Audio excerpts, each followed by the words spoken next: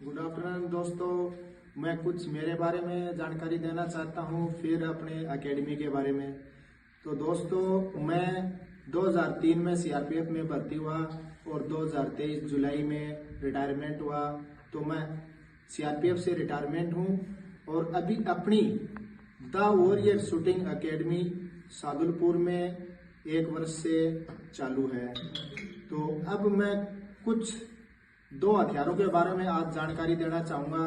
तो सबसे पहले मैं मोरनी 162 EI के बारे में जानकारी दूंगा। ऐसे इनको हथियार को खोलना है।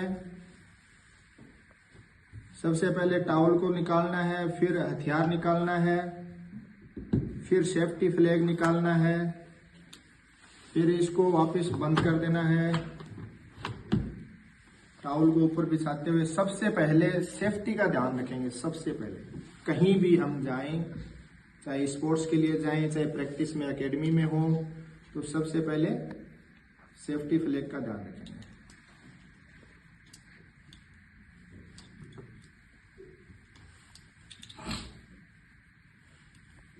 दोनों साइड से लगा सकते हैं सेफ्टी फ्लैग, बैक साइड और आगे से, दोनों साइड से लगा सकते हैं। कोई कोई बच्चा घबरा जाता है मैच में, बैक साइड से नहीं लगता है, तो वो आगे से भी लगा सकते हैं। तो ये इनका तरीका हो गया सेफ्टी फ्लैग लगाने का। तो ऐसे लगा के हथियार को लिटा के रख देना है। और फिर इसके बारे में मैं जानकारी देता हूँ।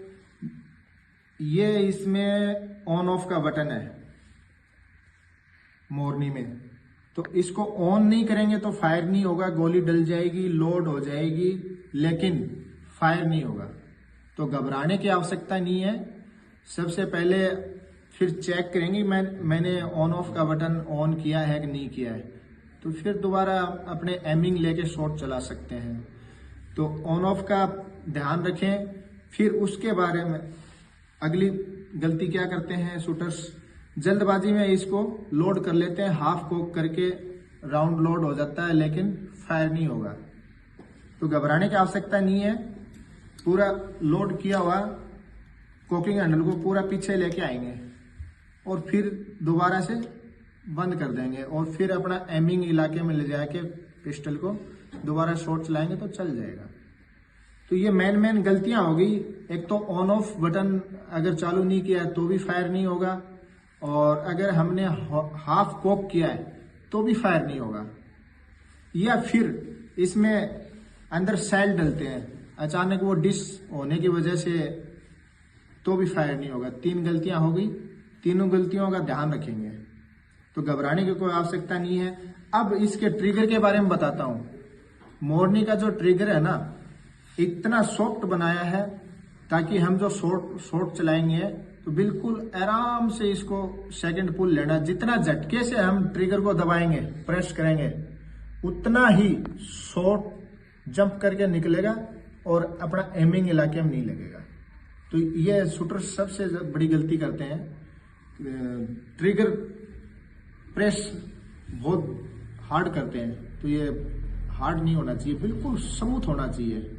पता ही नहीं चलना चाहिए ट्रिगर कब प्रेस किया। इतना स्मूथ ट्रिगर, जितना स्मूथ ट्रिगर करेंगे उतना ही बेस्ट शॉट लगेगा। तो दोस्तों, उसके बाद में गलती करते हैं, ट्रिगर के बारे में बता दिया मैंने, ट्रिगर का क्या गलती करते हैं शूटर्स। उसके बाद में एमिंग है ना, उसका गलती करते हैं। या तो फोर साइड को हल्का सा बैक साइड से डाउन कर देंगे, या बैक साइड में से फोर साइड को हल्का सा लेफ्ट या हल्का सा राइट करेंगे तो शॉट राइट जाएगा, हल्का सा लेफ्ट करेंगे तो लेफ्ट जाएगा। तो बिल्कुल बराबर तीनों चीज को, फोर साइड, बैक साइड और टारगेट का नीचे के हिस्से को बराबर मिलाते हुए और सांस को कंट्रोल करते हुए सेकंड पुल लेंगे तो बेस्ट शॉट लगेगा। तो इसका मेन ध्यान रखें बच्चे। बिल्कुल थोड़ा सा भी, एक सूत भर भी डाउन कर देंगे तो भी गोली डाउन चली जाएगी, सूत भर बिल्कुल ऊपर कर देंगे तो भी अप जाएगी। तो इन चीज़ों को छोटे बच्चे तो मानने के लिए तैयार ही नहीं होते हैं। नहीं सर, मैंने तो सही चलाया, लेकिन वो अपनी गलती मानेंगे तभी तो सुधार आएगा। बड़े बच्चे बहुत जल्दी पकड़ते हैं, वो अपना इस पॉइंट को बताते ही बिल्कुल राइट शॉट चलाते हैं। छोटे बच्चों की बहुत बड़ी समस्या है, वो मानने के लिए तैयार नहीं होते अपनी गलतियों को। नहीं, मैंने तो सही चलाया, सही चलाने से तो सही लगेगा। बड़े वालों को जो गलती सुधरवाते हैं, एक दिन में सुधार कर लेते हैं, फिर उनको दोबारा ज़्यादा बताने की आवश्यकता ही नहीं पड़ती है। फर्स्ट वाले दिन उनको सब कुछ समझा देते हैं, फिर बीच बीच में भी समझाते रहते हैं। तो इस तरह से ध्यान रखें, इसमें ये इलेक्ट्रॉनिक हथियार है और स्टेयर है वो मैनुअल है। तो इलेक्ट्रॉनिक में ज़्यादा शॉर्ट होने का चांस रहता है, इसमें शॉर्ट भी हो जाता है, तो थोड़ा सा खर्चा भी इसमें ज़्यादा आता है। ठीक है, तो सेल का भी खर्चा आता है, इसमें बार बार सेल भी चेंज करना पड़ता है। और ग्रिप पकड़ने का तरीका, अपनी इस मसल्स को बिल्कुल यहाँ टाइट पकड़ना है, अंदर फंसा के अंगूठे को ऐसे रखना है और ये तीनों अंगुलियां बिल्कुल नॉर्मल पकड़नी है, टाइट नहीं पकड़नी है। यहाँ से टाइट पकड़ेंगे तो हाथ वॉबरेट करेगा, ऑटोमेटिक वॉबरेट करने लग जाएगा। और ये अंगुली यहाँ से फ्री होनी चाहिए, ट्रिगर वाली अंगुली यहाँ से फ्री होके कलमे वाली अंगुली के बिल्कुल सेंटर से और सिद्ध करके आराम से बढ़िया सॉफ्ट ट्रिगर चलाना है। ये ग्रिप का मेन ध्यान रखेंगे। ग्रिप में भी छोटे वाले बच्चे गलती करते हैं, ग्रिप को बिल्कुल टाइट पकड़ लेते हैं, कस के पकड़ेंगे तो हाथ हिलना स्टार्ट कर देता है, फिर शॉट बाहर जाएंगे, एमिंग इलाके में नहीं लगेंगे। तो छोटे बच्चे भी इस चीज़ को मानते नहीं है, बार बार मैं उनकी अंगुलियां पकड़ के मैं देखो कितना टाइट है, इतना कस के पकड़ते हैं, उनको अंगुली को ऐसे भी नहीं कर सकते, इतना टाइट पकड़ते हैं। टाइट नहीं पकड़ना चाहिए, इसको मीडियम पकड़ेंगे ग्रिप को, तो इसका खास ध्यान रखें। फिर उसके बाद में साइट अलाइनमेंट का भी वो छोटे बच्चे ध्यान नहीं रखते हैं, साइट अलाइनमेंट के ऊपर भी फोकस नहीं देते हैं। मेन फोर साइड के ऊपर इतना फोकस देना है जैसे बाज अपने शिकार के ऊपर कितना हाइट से वो फोकस करता है और उसको अचीवमेंट कर लेता है। तो जैसे ही हमारी साइट मिलती है टारगेट में, उसी समय फोर साइड पे इतना फोकस देना है कि बिल्कुल भी बाढ़ भर भी साइड ऊपर नीचे हो तो हमको पता चलना चाहिए कि ये डाउन है या अप है, तो उसको सही करके शॉट चलाने की कोशिश करें। उसके बाद सांस कंट्रोल भी बहुत कुछ मायना रखता है। कई तो सांस ऊपर ही छोड़ देते हैं, कई बिल्कुल ब्लैक के नीचे आके सांस को कंट्रोल करते हैं। तो सांस कंट्रोल करेंगे इतना, फिर हाथ हिलना स्टार्ट कर देगा। तो जो प्रक्रिया है पूरी बेसिक, उस बेसिक को पूरा सीखने की कोशिश करें, उसको फॉलो करें। फिर ट्रिगर पुल भी बहुत कुछ मायना रखता है इसमें लास्ट में। तो टोटल चीज़ें कंट्रोल करने के बाद में ट्रिगर पुल का भी, सेकंड पुल का ध्यान रखें। लास्ट में इसमें फॉलो थ्रू आता है।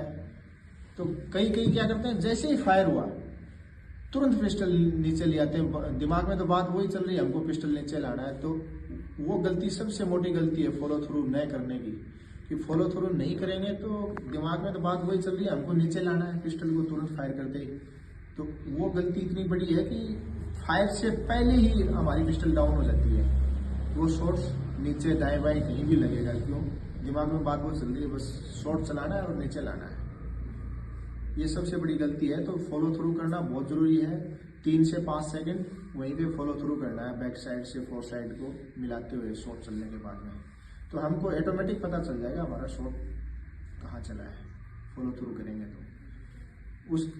उसके बाद में मैं अगले हथियार के बारे में जानकारी दे रहा हूँ आप लोगों को, EVO 10 स्टेयर के बारे में। दोस्तों, इसका जो लोगो लगा हुआ है, लोगो ऊपर की साइड होना चाहिए। अगर उल्टा करके खोलेंगे तो हथियार उल्टे से ऐसे निकलेगा।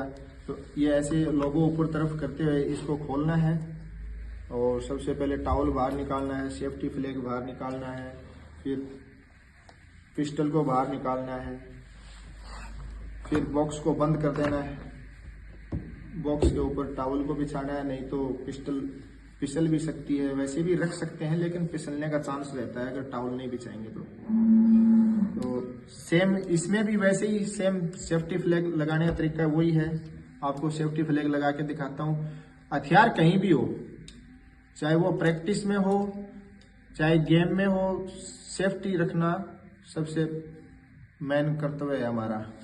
तो सेफ्टी फ्लैग रखना बहुत ही उचित दर्जे का, चाहे वो अपनी कहीं की सरकारी रेंज हो, चाहे ये अपना प्राइवेट रेंज हो, स्पोर्ट्स में उचित दर्जे का इसमें डिसिप्लिन जरूरी बहुत है, नहीं तो आप डिस्क्वालीफाई भी हो जाएंगे। कोई भी समस्या आने से पहले सेफ्टी फ्लैग लगा के हमको खड़ा हो जाना है और अपने अगले हुक्म का इंतजार करना है।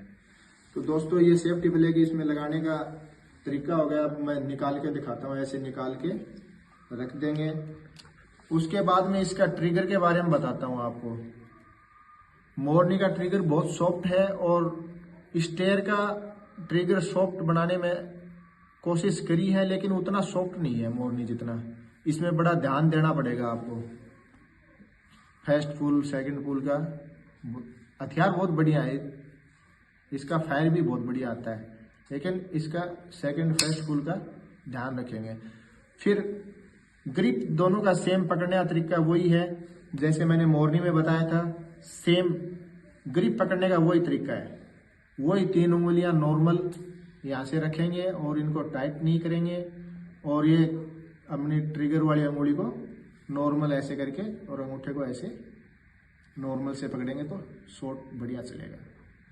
और इसमें अंतर दोनों में क्या है, इसमें अंतर यह है कि वो इलेक्ट्रॉनिक थी, उसमें सेल डलता है मोरनी में 162 EI में, और स्टेयर में ये मैनुअल है, इसमें कोई सेल नहीं डलता है, और ये डायरेक्ट कोक करके राउंड डालेंगे तो फायर हो जाता है। तो इसमें भी सेम गलतियां और बता देता हूं, जैसे कोकिंग हैंडल ऐसे किया तो ये गैस रिलीज नहीं करना गेम में कहीं भी, ठीक है। इसमें भी डबल क्लिक है, सेकंड क्लिक में राउंड डल जाएगा, लेकिन फिर हम बंद करेंगे, फायर मोड में करेंगे तो फायर नहीं होगा। वही सेम इसमें डबल क्लिक है, डबल क्लिक में पीछे आएगा, फिर राउंड डालेंगे तो ही फायर होगा।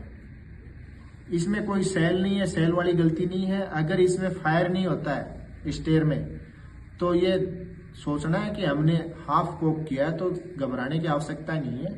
इसको पूरा लोड किए हुए बैक लाना है कोकिंग हैंडल को, फिर से पूरा बंद करके अपना एमिंग लेकर बढ़िया सा कंट्रोल करते हुए सांस को, हर चीज को, और शॉट चलाना है, बढ़िया शॉट चलेगा। अगर उसके अलावा कोई और फिर फायर नहीं हो रहा है तो अपना जूरी का या कोच का अगले ऑर्डर का जो रेंज पे उपलब्ध है उसका इंतजार करेंगे, अगले हुक्म का।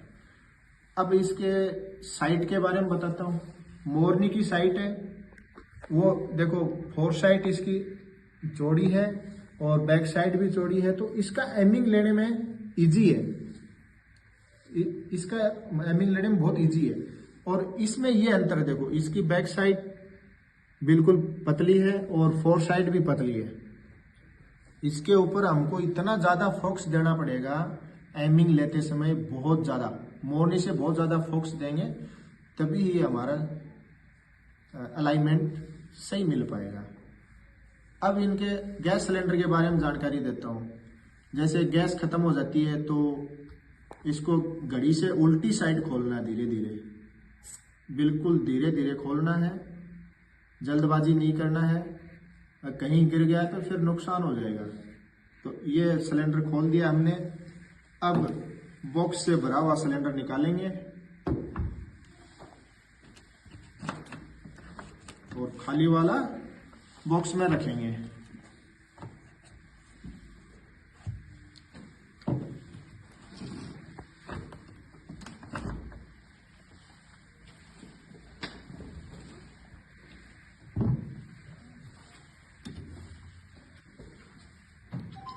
बिल्कुल सीधाई में करते हुए घड़ी की साइड हम धीरे धीरे इसको घुमाते हुए सिलेंडर बंद करेंगे।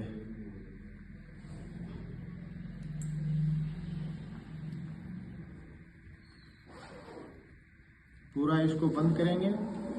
यहाँ से बिल्कुल भी जगह नहीं रहनी चाहिए, नहीं तो गैस रिलीज होगा, शॉर्ट सही नहीं चलेंगे। इसको पूरा मिलाना है। अब कई बच्चे क्या करते हैं, शुरुआत में सीखने के लिए तो एकेडमी, कोई न कोई एकेडमी ज्वाइन करना ही पड़ेगा। जो नियर बाई एकेडमी है वहाँ पे बढ़िया कोचेस मिलेंगे। तो हर का सिखाने का तरीका थोड़ा थोड़ा अलग होता है और उसमें बढ़िया बढ़िया कोच भी मिलते हैं हर एकेडमी में, सभी में बढ़िया है। कोच है वो सभी बढ़िया है, कोई दिक्कत नहीं है। तो बगैर कोच शूटिंग सीखना असंभव है, मेरे हिसाब से असंभव है। आपको शूटिंग एकेडमी ज्वाइन करना पड़ेगा, वहाँ की क्लास लेना पड़ेगा, कैसे एमिंग लेना है, कैसे फायर करना है, कैसे बेसिक स्टार्ट होती है, बेसिक में पहले क्या क्या सिखलाई है वो बेसिक के हिसाब से हम सिखाते हैं बच्चों को। और उसके बाद में सेकंड बेसिक क्या है, फिर थर्ड बेसिक क्या है। तो उस बेसिक के हिसाब से बच्चा जल्द से जल्द तैयार हो जाता है। तो सिलेंडर के बारे में मैंने जानकारी दे दिया, तो सिलेंडर के बारे में पूरी जानकारी उपलब्ध हो गई है। फिर हमने कोकिंग हैंडल के बारे में जानकारी दे दिया, ट्रिगर के बारे में जानकारी दे दिया, फिर ये मैनुअल है, ये इलेक्ट्रॉनिक नहीं है, तो उसके बारे में जानकारी दे दिया। तो अब दोस्तों दोनों हथियार के बारे में मैंने जानकारी मेरी तरफ से अच्छी उपलब्ध कराने की कोशिश करी है। आप लोगों को कैसी लगी, आप लोग सब्सक्राइब करना, कमेंट करना और सब्सक्राइब करके ओके करना। और अगली बारे में आप राइफल के बारे में या दूसरे पिस्टल के बारे में जो भी आप जानकारी चाहते हो मेरे को कमेंट करके, सब्सक्राइब करके, लाइक करना। दोस्तों जय हिंद, जय भारत।